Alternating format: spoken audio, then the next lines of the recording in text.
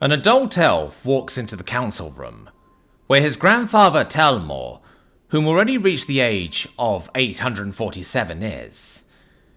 If he lives another 80 years, he'll be the eldest elf in history, but that's not why Kovot was there. Honored grandfather, why are you protecting the humans? We can claim the gold dungeon with ease. Our regular troops are equal to the humans' honor guard. I don't even need to speak about the lack of talent for the Arcana. We can force a— Silence, child! I'm not protecting them. I'm avoiding a meaningless loss of lives for nothing. The forest can provide us with plenty, and whatever it doesn't, we can easily trade for. I will not allow myself to see another pointless war.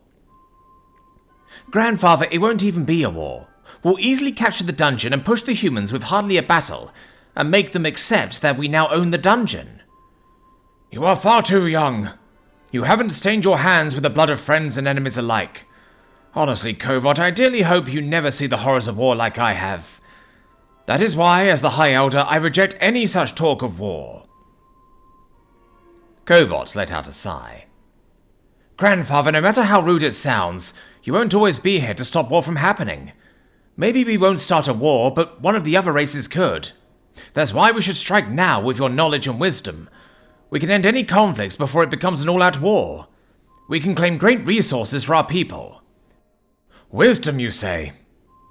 I guess I should pass on some of my wisdom to you so you understand. Since 400 years ago, your father, the king, was saying the same things you're saying now. That all stopped after I enlightened him on the reality. Wait, father was willing to go to war? Yes. Until I told him a saying from a friend, and he was a human mage. The saying goes, know thy enemy and thou yourself. In 100 battles, you will never be defeated. This story I'm about to tell is when I was barely in my 200s.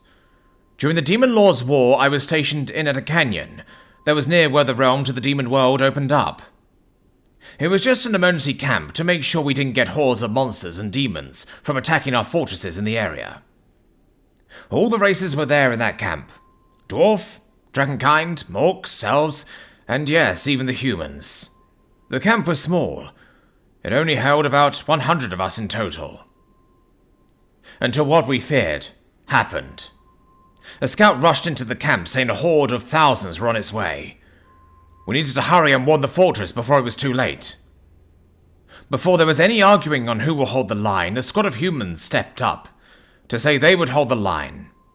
Anyone who wishes to leave, they should go right then. Before I knew all, they started prepping their armor and weapons.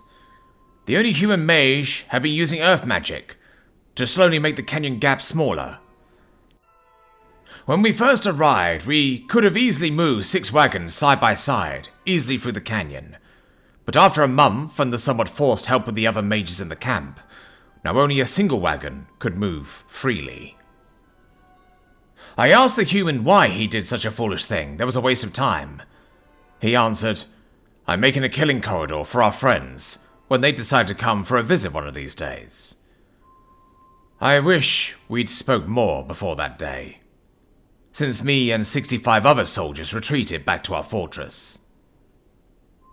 Once we told the commander what was happening, no one slept for a good 2 days. Or so it seemed. There was so much prepping for the horde attack. After about a week, we saw the horde, but it wasn't thousands of monsters and demons, but a mere 300 or so. We quickly defeated them. A scout was ordered to see what happened to the base camp. Almost immediately after it was deemed safe. When he came back, we were all shocked to hear that those 34 soldiers were surrounded by thousands of corpses of the enemy. But that wasn't all. There was a massive crater where the camp was. It was later discovered that the unnamed human mage used up all of his magic and soul in one final explosion to hurt the enemy as much as possible, no matter what it cost, even if that cost was his very soul. Now, Kovot, I wish I can say this only happened once during the war, but it wasn't. Countless human mages did the same thing. Compare them to the other races' mages, whom did the same thing. It can easily be counted on only our 2 hands. I learned that when pushed against the wall, humans will do anything if it gives a chance of victory one day. But what fears me the most, even after all these centuries of my long life, I still don't know what exactly humans are fully capable of. If we don't fully understand them, how can we hope to defeat them? All the other races, we all have a line that will be crossed. For us, the elves, is permanently hurting the natural order. But humans, I'm not sure. Take that lesson to heart. Truly understand who you wish to make an enemy of, and consider if it is not better to be their friends. Korvat stood there, shocked, unable to speak. I understand, grandfather. As Korvat suddenly turned around and left his grandfather's room.